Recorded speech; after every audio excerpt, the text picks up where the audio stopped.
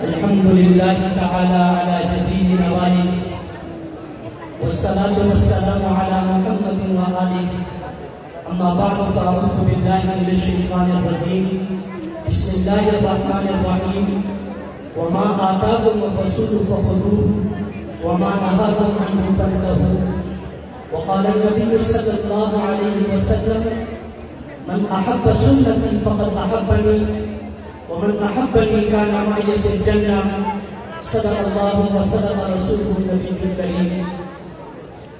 محمد افضل ہے ان سارے رسولوں میں، محمد افضل ہے ان سارے رسولوں میں، جیسے ہوتا ہے گلاب افضل زمانے بھر کے پھولوں میں.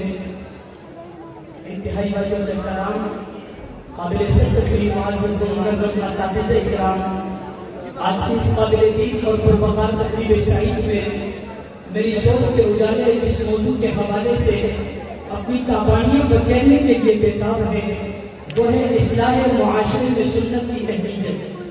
عزیزان من، جب ہمارے معاشرے میں سنت کا بولا جاتا ہے تو جب مخصوص عبادات کی طرف ذہن سفر کرتا ہے، در حقیقت یہ ایک ایسا وسیع و بے پناہ موضوع ہے جس کا تعلق زندگی کے ہر شعبے کے ساتھ ہے.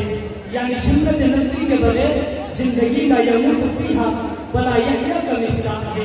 پھر وہ سنت و اتباع بھی ایک ایسی شخصیت کا جس کے وجود اظہر سے جہاں کی رونق و زینت وجود پذیر ہوئی، جس کے عمل و کردار سے انسان نے جینا سیکھا، جس کے نطق مقدس سے حق و صداقت کو گویائی ملی. اسی عظیم شخصیت کے بارے میں رب جلیل نے کلام جمیل میں واضح فرمایا قل ان کنتم تحبون اللہ فاتبعونی یحببکم اللہ. کہ رب العزت کی خوشنودی صرف سنت حبیب کی پیروی میں ہے اور اصلاح معاشرے کے لیے بھی نبی اکرم شفیع عالم کی مبارک سنتوں کو اپنانا ہوگا.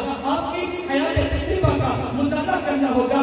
ارباب علم و دانش آپ کی سنت اور طریقہ اصلاح معاشرے کے سلسلے میں دو بنیادی اصولوں پر مشتمل تھا. ایک تو یہ آپ نے کبھی کوئی ایسی بات نہیں فرمائی جس کو خود آپ نے اپنی جانہ نہ پہنایا ہو.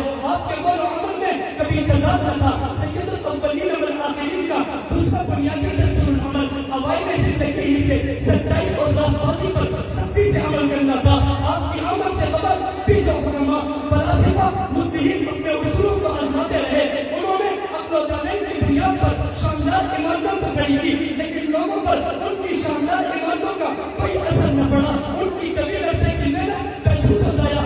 اسی سے ہوئی وہ دوسروں کو روشنی دکھاتے رہے، وہ امن و محبت کے گیت گاتے رہے، وہ عشاء و محبت کے خوبصورت عنوان کو سجاتے رہے. لیکن سب افسوس وہ مظلوموں پر رحم کھانے سے آئی رہے، لیکن خود تاریکی سے باہر نہ آ سکے. لیکن میرے آقا جب فاران کی چوٹی پر رشد و ہدایت کا آفتاب دے کر یا آفتاب طلوع ہو کر اہل مکہ سے خطاب کرنے کے کہے لبثت فیکم عمرا هل وجدتمونی صادقا او کاذبا، میں قربان جاؤں ان کے کردار پر پورا مکہ بیان سوال ہو کر جواب دیتا ہے جب ربنا کا مرانا ما رأینا علیک الا صدقا. ہاں انہوں نے معاشرے کی ایسی بہترین تشکیل کی کہ فَإِن كُنتُمْ عَلَىٰ شَفَا حُفْرَةٍ مِّنَ النَّارِ جیسا معاشرہ فَأَلَّفَ بَيْنَ قُلُوبِكُمْ فَأَصْبَحْتُمْ بِنِعْمَتِهِ إِخْوَانًا. جیسے معاشرے میں تبدیل ہو جاتا ہے اس معاشرے کے افراد جنہیں رب العزت نے فَإِنْ آمَنُوا بِمِثْلِ مَا آمَنْتُمْ بِهِ فَقَدِ اهْتَدَوْا کہہ کر معیار حق بتا دیا. تبھی تو کہنے والے نے کہا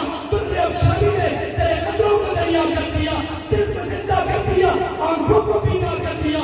قدرت ہے جو راہ پر اوروں کے ہاتھی بن گئے، کیا نظر تھی جس نے مردوں کو مسیحا کر دیا.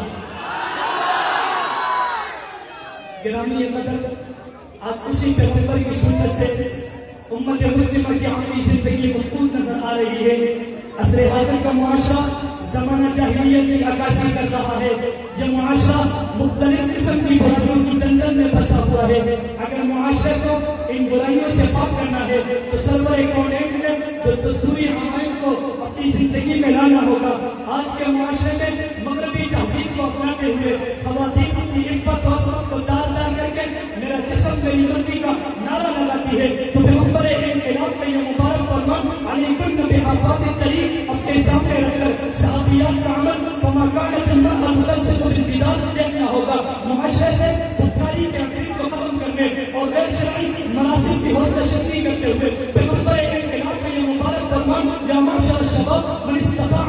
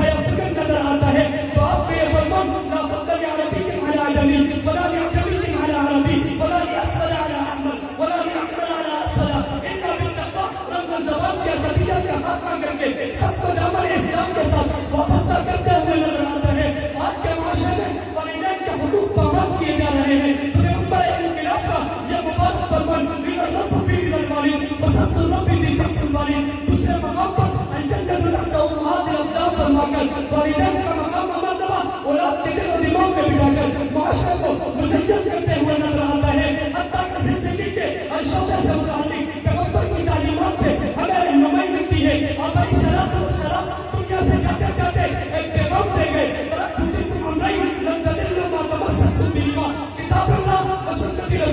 लोगों को चीजें छोड़ के जा रहा हूँ, इन्हें अपनाना, इनके मुताबिक जिंदगी गुजारना, इन्हें मशक़े बनाना।